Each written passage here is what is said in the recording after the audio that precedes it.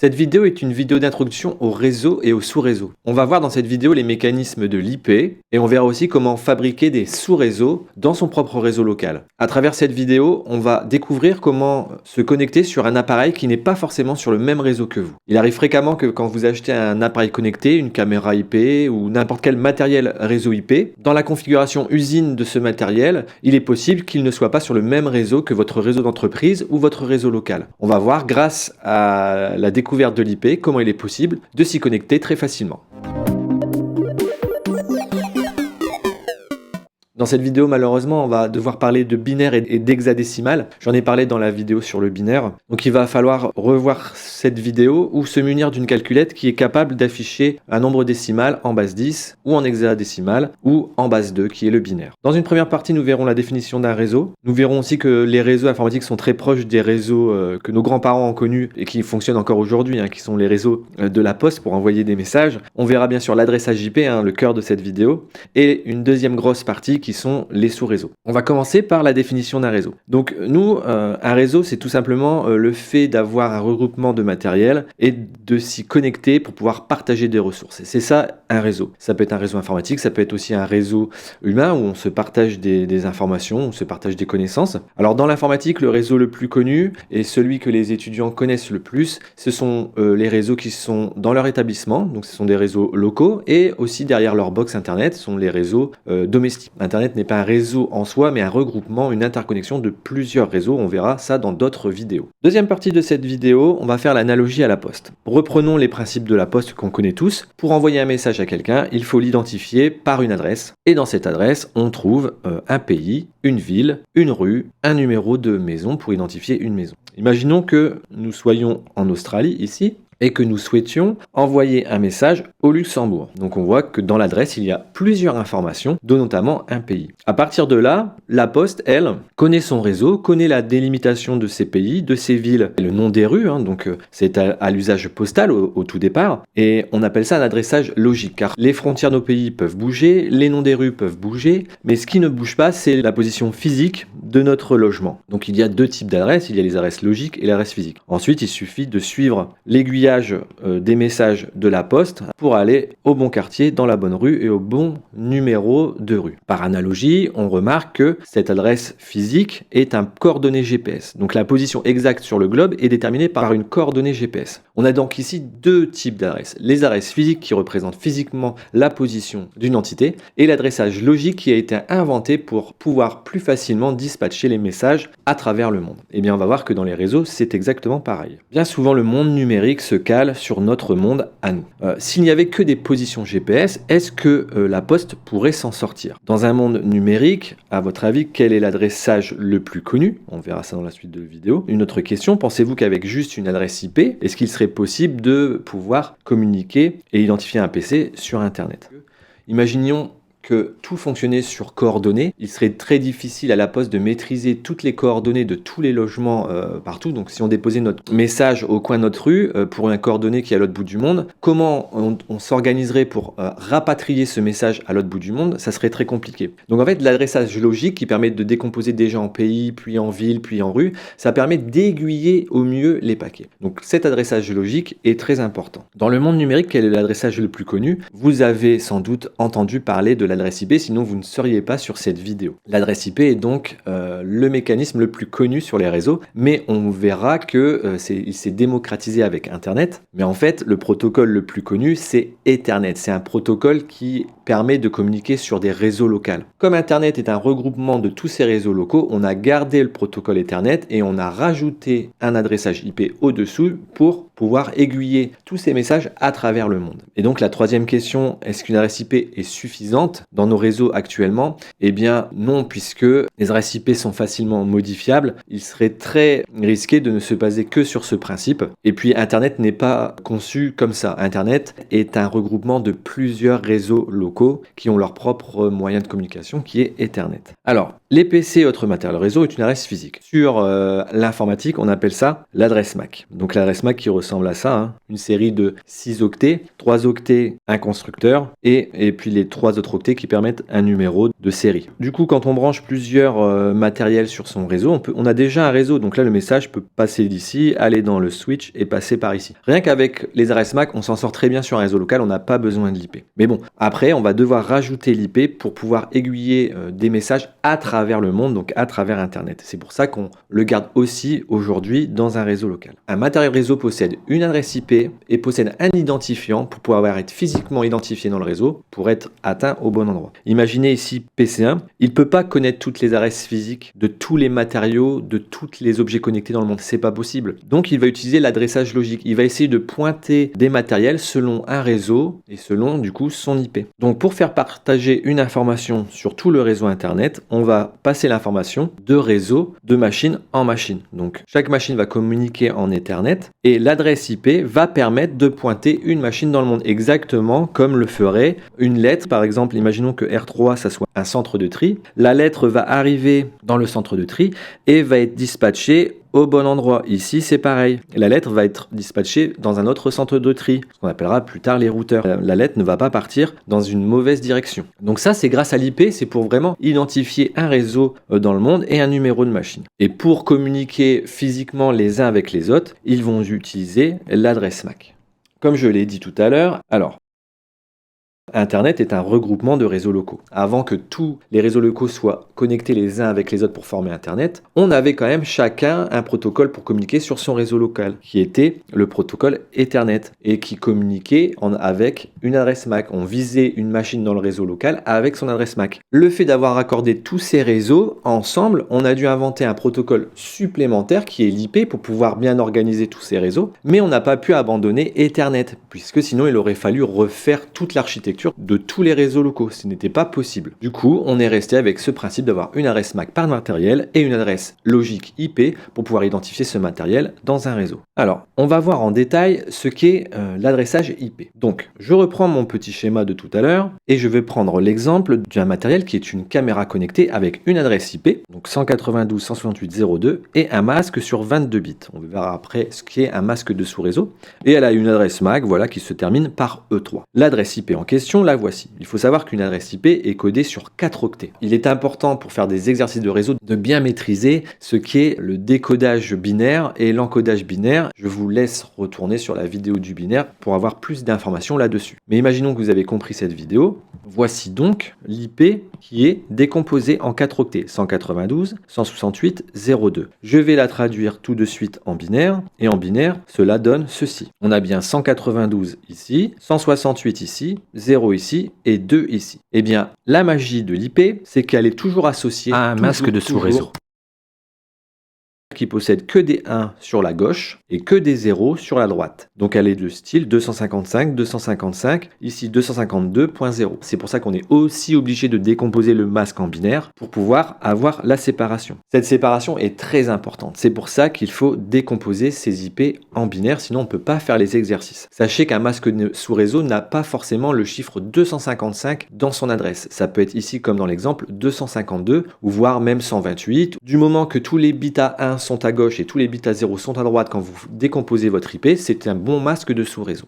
Cela sert à quoi? Eh bien, c'est tout simple. Cela sert à différencier une partie réseau et une partie machine. Grâce à cette séparation, le masque permet de décoder une partie réseau et une partie machine. Le secret numéro 1 de l'IP, comme une adresse postale, dans une IP, il y a plusieurs informations. Il y a l'information du réseau et il y a l'information du numéro de machine. Exactement comme une adresse postale a une ville, un numéro de rue, etc., etc. Donc, pour paramétrer un matériel réseau qui n'est pas sur son réseau, il faut s'arranger pour que cette composition binaire d'identifiant réseau soit la même sur les deux entités. Donc sur ma caméra IP et sur mon PC, je dois avoir le même style de bits sur mon adresse IP. Une adresse IP possède aussi une information intéressante. C'est grâce au masque à l'IP, on est capable d'identifier un numéro de machine, un numéro de réseau et un numéro de broadcast. Voici comment ça se passe. Quand vous avez séparé votre IP avec le masque, si vous mettez tous les bits à 0 pour les numéros de machine, on appelle ça une adresse de réseau. Quand tous les bits sont à 1, une adresse broadcast. Et bien sûr, du coup, quand ce sont des 0 et des 1 dans les numéros de machine, c'est juste un identifiant de PC sur un réseau. Donc je répète, quand tous les numéros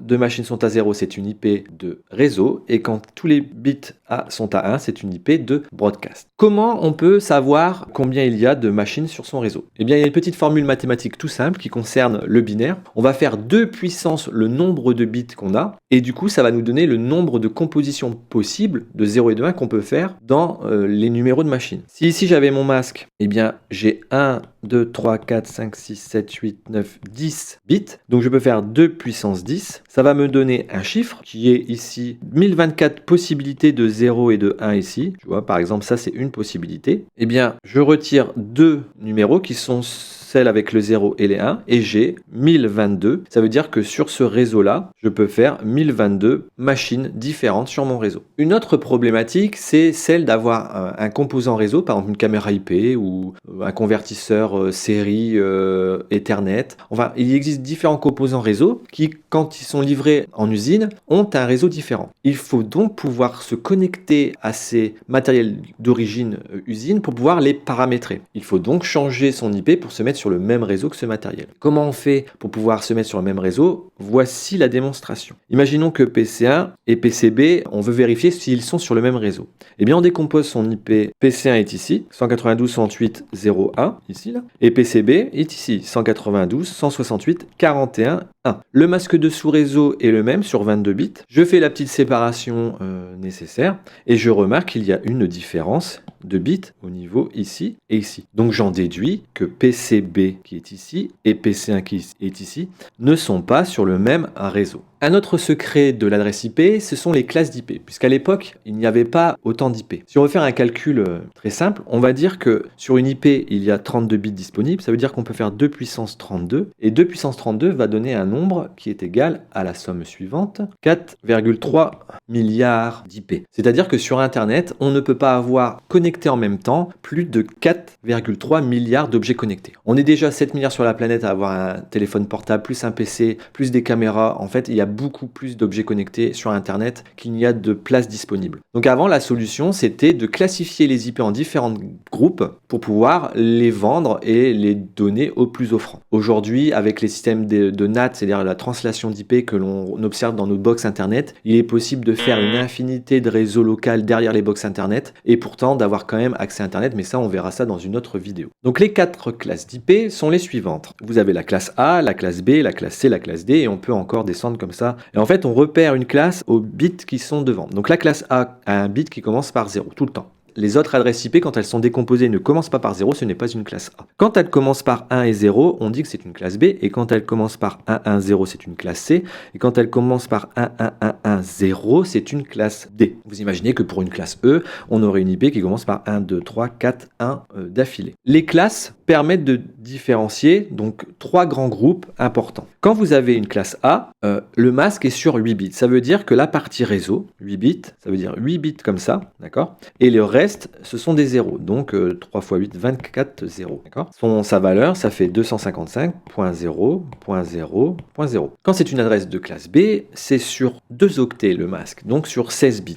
Et sur une classe C, c'est sur 3 octets, donc sur 24 bits. Voilà. Et selon la classe d'IP que vous avez, par exemple si vous achetez une IP de classe A ou une classe B, et ben, plus vous montez en classe, donc par exemple la classe A, elle a 24 bits, donc elle a 2 puissance 24 bits de machines possibles. Si je vous fais le calcul, ça fait 16 millions à peu près de machines disponibles. Ceux qui sont propriétaires d'une adresse IP de classe A peuvent faire 16 millions de machines sur leur réseau. C'est quand même pas mal. On va passer maintenant à la partie 4 qui est les sous-réseaux. Et pour cela, on va reprendre une IP de classe B qui est la suivante. Donc j'ai décidé pour l'exemple de prendre 165.53.0.0, c'est une adresse IP de classe B. J'ai 165 ici, j'ai 53 ici sur la partie réseau et j'ai tous les bits à 0 qui donnent 0 et 0. Son masque est sur 16 bits, donc 255.255.0.0. Si je décompose cette adresse IP, voici ce que cela donne. 165.53.0.0. Le masque associé est sur 16 bits, voilà. Je peux donc découper ma partie réseau et ma partie machine. Je peux mettre sur mon réseau 2 puissance 16 bits moins 2. Sur une adresse de classe B, je peux donc faire 65 535 machines moins 2, celle qui est du réseau et du broadcast. Donc les numéros de machines, c'est un numéro aléatoire que je choisis. Voilà, je peux mettre autant de 0 et de 1 que je veux ici. Et dans mon masque, j'ai le droit aussi de remettre des 1. À partir du moment où je ne touche pas à cette partie-là, parce que c'est mon identifiant réseau, derrière, ça m'appartient. C'est mon sous-réseau.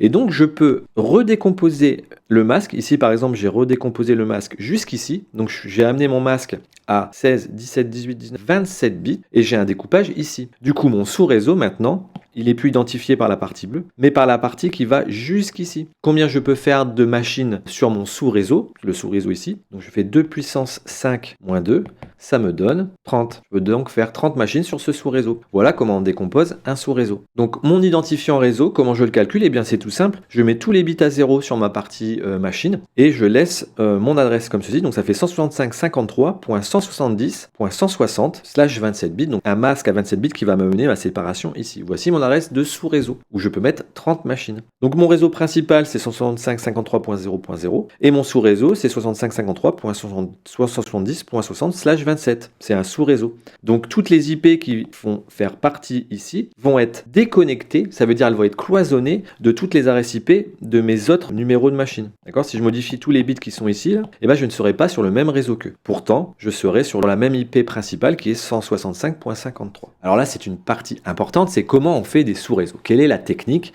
Puisque manipuler des bits, on peut faire un peu ce qu'on veut et parmi toutes ces manipulations, est-ce que c'est la meilleure façon de faire? Non. Du coup, il y a une certaine règle à appliquer pour pouvoir optimiser le nombre de machines. Parce que forcément, quand on fait des sous-réseaux, on perd des plages d'IP, c'est mathématique. Quand vous passez un bit de 1 à 0 selon sa puissance, ça fait un grand nombre, du coup, vous pouvez perdre des IP. Donc étape 1, pour faire les sous-réseaux, on commence par la plus grande plage IP que l'on a besoin. Exemple, une IP de classe B, ça a 65 000 machines. Eh bien, si je veux faire mon plus grand groupe, donc séparer 10 000 machines, cloisonner 10 000 machines, c'est mon plus grand groupe de 10 000 machines, eh bien je cherche une puissance de 2 qui est proche de 10 000. 2 puissance 14, ça fait environ 16 382. C'est proche de mes 10 000 pour des puissances de 2, parce que si je fais 2 puissance 15, on dépasse, et si je fais 2 puissance 13, on arrive en dessous de 10 000, d'accord? On est à 8 000 et quelques, donc c'est pas assez. Et donc mon nouveau masque, il est sur 14 bits, ça veut dire que je vais laisser 14 bits disponibles, et donc je vais en bloquer 2 avec le masque ici. Donc je vais agrandir mon masque. Au début, mon masque était sur 255.255, et bien je vais agrandir mon masque avec 2 bits à 1 supplémentaires, ce qui m'amène ici un chiffre qui vaut 192, parce que si je décompose ici, j'ai 0, 0, 0, 0, 0, 0, c'est égal à 192. Donc voici mon nouveau masque. Donc l'étape 2, on va fixer le masque pour avoir une IP dans ce premier sous-réseau et identifier la plage d'adresse. Donc voilà ce qu'on va faire, on va décaler notre masque et étape 3, on va reprendre l'IP de départ avec le nouveau masque et on va définir notre plage de sous-réseau. Donc ici, comme le masque a avancé de 2 caractères, si je mets tous les bits à 0, on a bien notre première adresse réseau. Et je fais la même chose en mettant tout à 1. Et ensuite, je calcule les IP que ça fait. Du coup ici, ça me fait 165.53.0.0 et ici, ça me fait 165.53.63.255.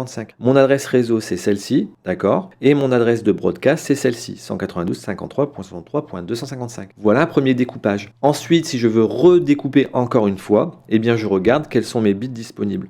Ici, j'ai bloqué le 00. Les 00 a été pris par la première classe. Je ne peux plus prendre 00. Par contre, il me reste comme possibilité 01. Il reste un 0. Il me reste aussi un 1. Et j'ai aussi possibilité d'agrandir mon masque pour faire un autre petit sous-réseau. Donc si j'agrandis mon masque, je pourrais faire par exemple 0, 1, 0. Je pourrais faire 1, 0, 1, 1 par exemple. Et voilà encore 2 petits sous-réseaux. Bien sûr, plus j'augmente mon masque et moins j'ai de possibilités de faire de machines sur mon réseau. Par exemple ici, il me resterait plus que 255 possibilités parce que 2 puissance 8 égale 255. Voilà pour le réseau. Donc on est quand même obligé de décomposer ces IP. Vous voyez, on ne peut pas faire autrement que d'avoir les bits les uns en dessous les autres pour bien découper. Donc, si vous faites ça sur papier et que vous décalez vos 0 et vos 1, vous avez grande chance de rater votre exercice. Soyez très précis dans l'alignement, c'est le plus important. Alors en exercice, première question sur ce réseau 192.168.64.0/23 bits, donc un masque 255, 255, 254.0. Combien je peux avoir de machines possibles sur ce réseau? Vous êtes obligé quand même de décomposer en binaire et je vous demande de me donner l'adresse réseau et broadcast de ce réseau. Donc ça c'est l'exercice 14. Et l'exercice 15, sur ce même réseau, en fait, on va essayer de faire 3 sous-réseaux en cloisonnant toutes les machines de ce grand réseau-là. Donc, je dois avoir sur 3 plages d'IP, une assez grande pour mettre 100 personnes, une moyennement grande pour mettre 50 personnes et une petite qui me laisse assez de place pour 10 personnes. Maintenant que vous avez bien compris ce mécanisme des IP, ce qui est intéressant pour vous, c'est de commencer à apprendre comment fonctionne le protocole Ethernet. Puisqu'on a vu que le protocole Ethernet, c'est un protocole qui se situe en dessous du protocole IP et c'est lui qui est le plus répandu parce que c'est lui qui fonctionne pour faire passer nos messages de réseau en réseau pour atteindre le serveur voulu.